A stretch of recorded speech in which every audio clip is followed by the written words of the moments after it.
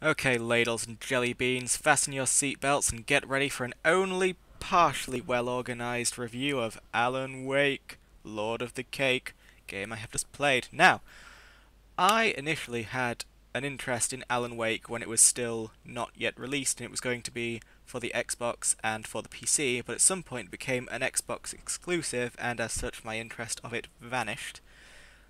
It came to PC 2 years later, huzzah huzzah, and I just caught it on Steam for 50% off, so yay. And it was a good find. I rather liked it. I very much enjoyed it. It was a worthy purchase. Now, apparently, the reason it was an Xbox exclusive is because um, Microsoft managed to wrangle enough rights over it to demand that it became exclusive, and the PC version died. But Remedy, the company who made it, nagged them for about 2 years before they finally relented, and there you go. So that sounds like a good, reasonable story, but I've also heard that initial reports said that the initial PC specs were too high, and that's why it got taken down as a PC thing, and it came back a couple of years later when they managed to sort that out and the PC specs weren't so horrible. And then I've also just heard that they were moaning about piracy and didn't want to stick it on the PC, so who knows? Point is, it's here now, and I enjoyed it very much, and I like that it was somewhat quite camp and self-aware. Because all too many horror games these days are banal gore fests that take themselves way too seriously, and it's just all, ugh, this should be scary because the bad guys you're facing look needlessly grotesque and there's blood everywhere and blah blah blah blah blah blah, such as Dead Space, which I also liked, but not. I liked that because it was fun to play. The shooting mechanics were solid and it was all good, and the story, if you forget how seriously it's taking itself, was just reasonably fun to be along with, but Alan Wake's story was a real treat for me. I like that it presented itself as a television series with Alan as the narrator. That was a very interesting framework, and also meant that it could be. It doled out the play sessions in nice portions for me. I appreciate that. I didn't have to guess when to stop recording, as I so often do. So that was fun for me. But yeah, it's a game about a novelist framed as a television series. That is pretty meta right there. Now, the story started out a bit squiffy. I mean, Alan has that weird dream that just so happens to display pretty much everything that's about to happen to him. Then his wife, with her crazy lip syncing, wakes him up. They're all in this happy town, everything's good, but then she gets taken by an evil thing, and oh no, Alan has to save his wife, blah blah blah blah blah blah blah blah. But, the more we learned about what was really going on, what this whole darkness thing was, it became far more intriguing, and the characters. I like that it was quite a character-driven piece. Like, every single person we met in Chapter 1, in the diner, on the boat, everyone, they all became quite important, and that was nice. And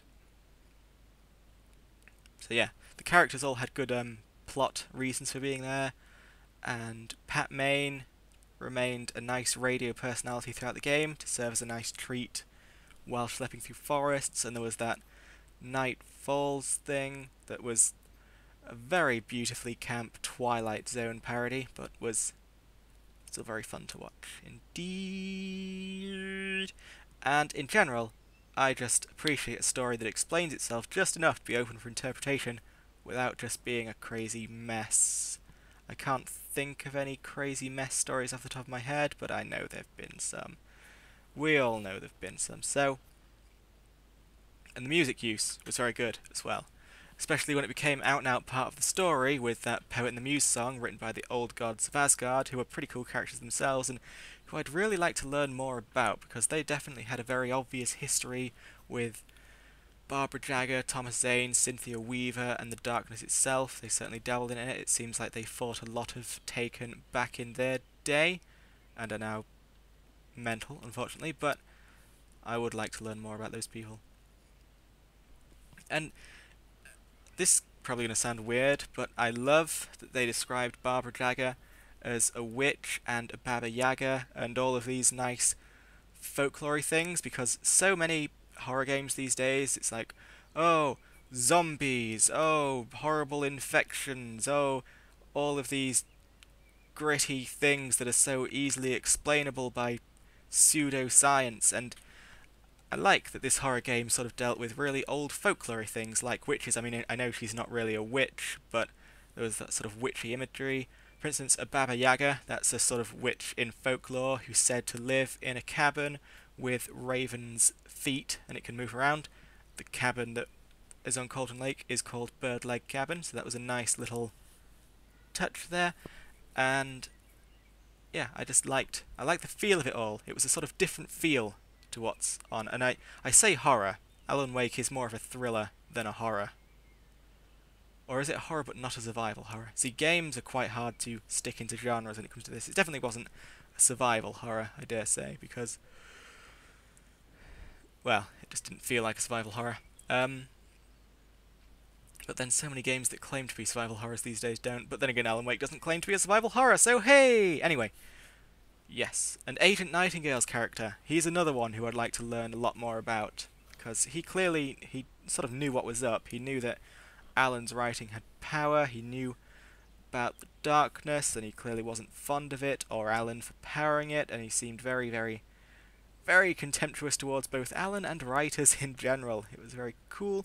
And also, what made him interesting just on a face value level thing is that's the very first time I've seen the sort of hard-boiled cop who doesn't play by the rules character in an antagonistic role as opposed to protagonistic, because usually the guy who doesn't play by the rules, he's always right in the end, and those by-the-book people are fools. Admittedly, I don't watch a lot of cop stuff, so maybe there are some antagonistic ones out there, but it was still very lovely to see.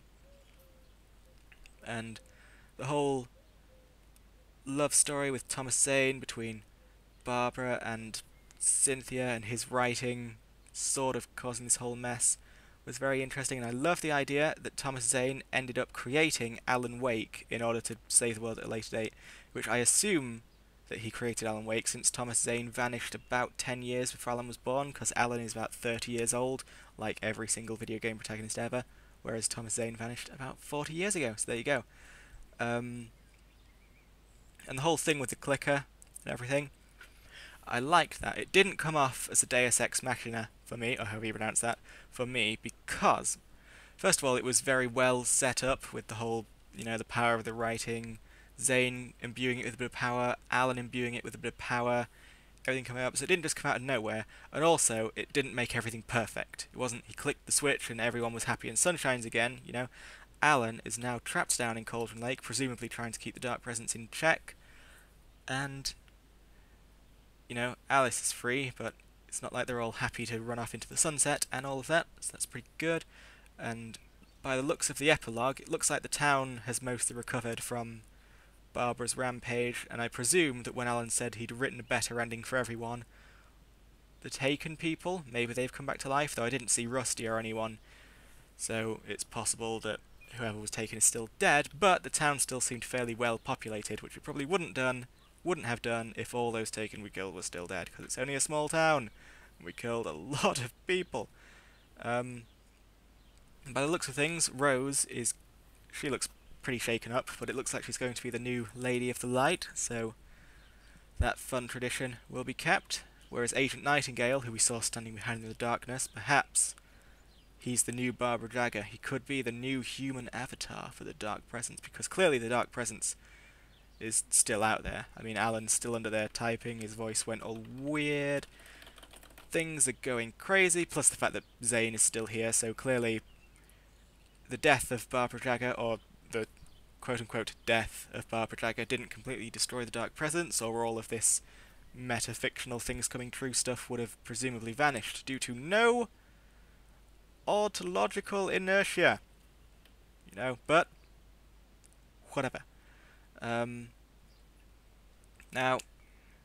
as I say, the game, it usually explains itself just well enough for there to be interpretation, but without being just a complete what.